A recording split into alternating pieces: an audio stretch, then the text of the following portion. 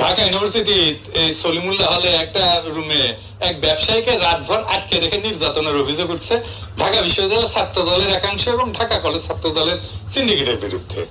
অভিযোগ হচ্ছে ঈদ উপলক্ষে পলাশী মোড়ে অস্থায়ী গরু ছাগলের বাজার থেকে চাঁদা আদায়ের অংশ হিসেবে ওই ব্যবসায়ীর কাছ থেকে 1 লক্ষ টাকা দাবি করা হয়েছিল মাত্র আর কি। বিশ্ববিদ্যালয় প্রশাসনের পক্ষ থেকে জানানো হয়েছে আমার দেশকে যে প্রাথমিক জিজ্ঞাসাবাদে অভিযুক্তরা চাঁদার দাবিতে ব্যবসায়ীকে আটকে রাখার কথা স্বীকার করেছে।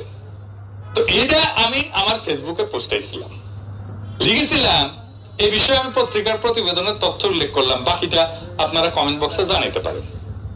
বিএনপি ওয়ালারা আমার উপরে ঝাঁটা করেছে, যেমন ঝাঁটা পরে বেশ কিছুদিন থেকে ঝাঁটা করেছে দেখেছেন না।